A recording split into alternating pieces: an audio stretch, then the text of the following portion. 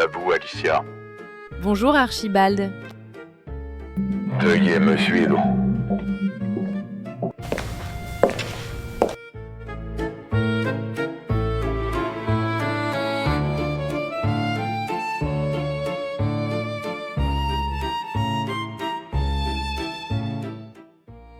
Bonjour Aurélien.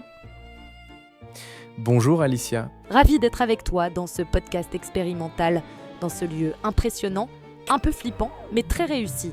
Merci. J'en profite pour remercier mes architectes, Qwen Image Edit, One 2.2 ainsi que Nano Banana.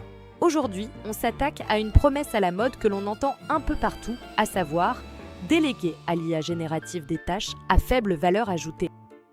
Alors, j'utilise souvent cet argument car c'est vrai que l'intelligence artificielle promet de nous faciliter la vie. Mais une étude récente du MIT révèle que 83% des utilisateurs ne se souviennent même pas du contenu qu'ils viennent de générer avec l'IA. Ah oui, c'est vraiment inquiétant. Comment est-ce possible d'avoir un tel taux d'oubli ? Eh bien, les chercheurs ont découvert que lorsque on délègue le travail de synthèse à l'IA, notre cerveau n'engage pas les mêmes processus cognitifs. Donc, c'est comme si on regardait quelqu'un d'autre faire de l'exercice. On ne développe pas nos propres muscles. Donc, tu veux dire que notre cerveau devient en quelque sorte paresseux ? Exactement. Les neurosciences montrent que l'exercice intellectuel comme la synthèse par exemple active plusieurs zones du cerveau simultanément.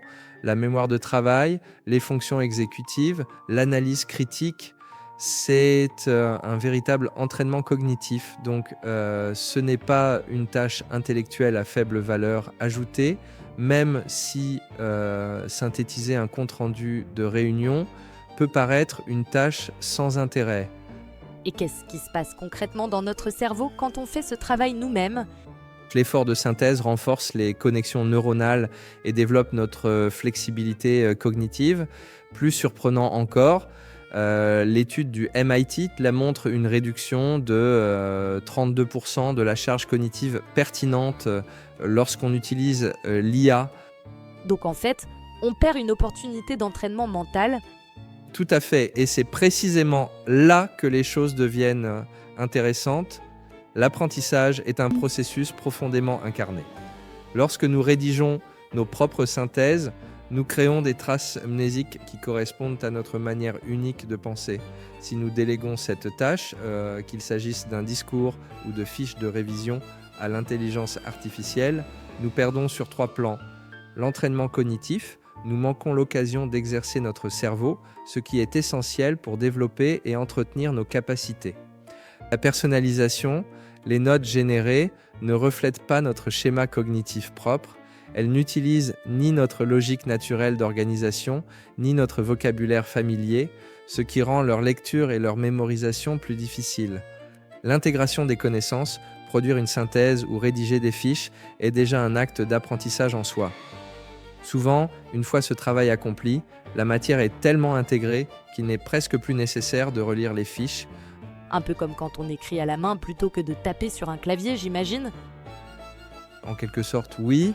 Et dans le monde professionnel, ça crée un véritable dilemme. Et bien sûr, l'intelligence artificielle nous fait gagner du temps, mais un usage trop intensif pourrait aussi nous priver d'un entraînement cognitif essentiel. Je vois, du coup, ce n'est pas tant l'utilisation de l'IA qui pose problème, mais plutôt la façon dont on l'utilise. Précisément, et il y a un autre risque plus subtil. Si on utilise systématiquement l'IA pour les synthèses, on pourrait devenir très bon pour juger et évaluer, mais perdre notre capacité à condenser et reformuler l'information nous-mêmes. C'est comme si on développait certains muscles au détriment des autres. Et voilà le paradoxe. Donc l'IA peut nous rendre plus efficaces à court terme, mais à long terme, elle pourrait affaiblir certaines de nos capacités cognitives fondamentales. Car si on n'utilise pas certaines zones, elle s'atrophie temporairement. Les chercheurs résument ce principe de neuroplasticité en anglais par use it or lose it, c'est-à-dire si tu n'entretiens pas certains circuits neuronaux, le cerveau les abandonnera. Alors que suggèrent les experts pour maintenir nos capacités tout en profitant des avantages de l'intelligence artificielle? Ils recommandent une approche hybride, utiliser l'intelligence artificielle pour les tâches où l'efficacité est primordiale, mais continuer à exercer régulièrement nos capacités de synthèse, surtout dans les situations d'apprentissage. Et dans la continuité, ne pas hésiter à faire des synthèses nous-mêmes, quitte à les soumettre à l'IA pour les améliorer et pourquoi pas conserver le meilleur des deux. En fin de compte, c'est une question d'équilibre et de prise de conscience de notre utilisation des outils technologiques. Exactement, l'enjeu n'est pas seulement productif, et il touche à ce qui fait la force de l'intelligence humaine, notre capacité à apprendre, à nous adapter et à transformer la complexité en sens. C'est cette capacité qu'il faut préserver à tout prix, et cela passe par des entraînements réguliers. On vient de voir que l'intelligence artificielle peut modifier nos connexions neuronales, mais quels autres effets potentiels peut-on observer? Il y a ce qu'on appelle le ghostwriter effect. Beaucoup de gens s'attribuent des textes produits par l'IA sans se sentir vraiment auteur. C'est comme signer un livre qu'on n'a pas écrit soi-même, d'où le terme de ghostwriter. Notre mémoire peut aussi être manipulée par les synthetic human memories. Une image ou une vidéo générée par l'IA peut s'ancrer comme un vrai souvenir. Donc un jour, des gens pourraient vraiment se souvenir qu'une journaliste t'a interviewé dans ce château? Exactement. Plus on délègue à l'intelligence artificielle, plus elle s'infiltre dans nos souvenirs et nos productions. On a encore peu d'études sur ces sujets et les chiffres que j'ai cités sont à prendre avec précaution, notamment par manque de recul et d'études. Mais avec le temps, il devient très difficile de distinguer ce qui est vraiment à nous, de ce qui a été suggéré par la machine.